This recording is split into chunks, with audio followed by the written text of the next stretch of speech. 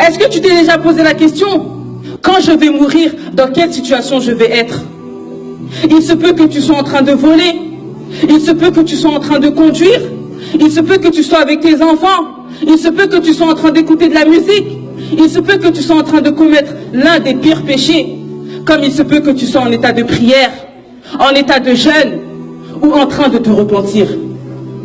Malgré tes richesses, malgré tes maisons, malgré ton nom de famille, la mort ne fait aucune différence.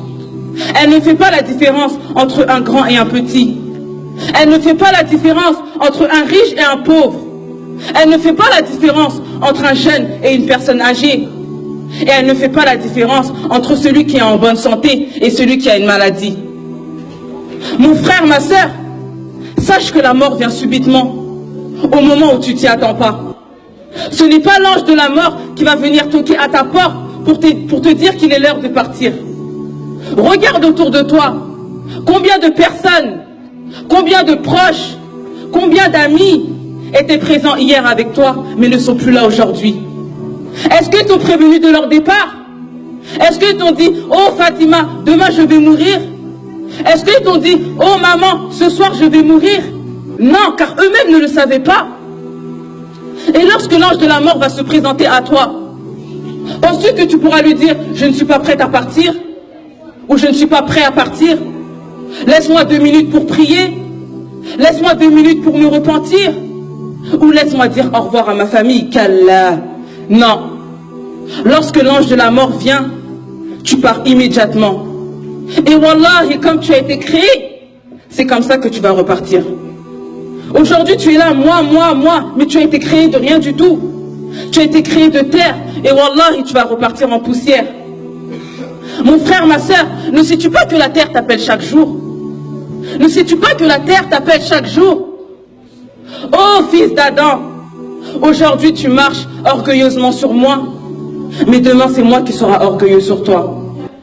Aujourd'hui, tu manges la chair de tes frères et de tes sœurs en les critiquant, en les rabaissant, mais demain c'est moi qui va te critiquer, car ce sont les insectes qui vont manger de ta chair. Aujourd'hui, tu prends soin de ton corps en oubliant ton âme. Mais demain, c'est ton corps qui va puer en moi. C'est toi qui vas me salir. Allahu Akbar. Est-ce que, mon frère, ma soeur, est-ce que tu t'es préparé pour la mort? Pose-toi la question. Est-ce que tu t'es préparé pour la souffrance de la mort? Car la mort est-elle une souffrance que tu ne peux pas imaginer? Car même le meilleur homme sur terre, celui à qui le paradis a été promis, celui qui ne commettait aucun péché, celui qui était l'envoyé d'Allah, celui qui était l'ami intime d'Allah, notre maître Mohammed sallallahu alayhi wa sallam, a connu la souffrance de la mort. وكان يمسح وجهه بالماء وهو يقول لا إله إلا الله إن للموت لسكرات لا إله إلا الله إن للموت لسكرات إلا الله إن للموت لسكرات. Le prophète alayhi salatu wassalam, alors qu'il se rinçait le visage avec de l'eau, il disait, il n'y a pas de divinité en dehors d'Allah. Certes, la mort est difficile. Certes, la mort comporte des souffrances. Certes, la mort n'est pas facile. Alors que lui, c'est le prophète d'Allah. C'est Allah qui l'a choisi. Mais il a souffert au moment de sa mort. Qu'en est-il de nous aujourd'hui? Nous qui commettons des péchés. Alors, wallahi, au moment de notre mort, on va souffrir. Wallahi, au moment de notre mort, on va souffrir. Car mon frère, ma soeur, lorsque la mort va se présenter à toi, lorsque la mort va se présenter à toi, tu seras choqué comme jamais tu n'as été choqué dans ta vie. Tu vas être touché par une souffrance que wallahi, tu n'avais jamais rencontrée tout au long de ta vie.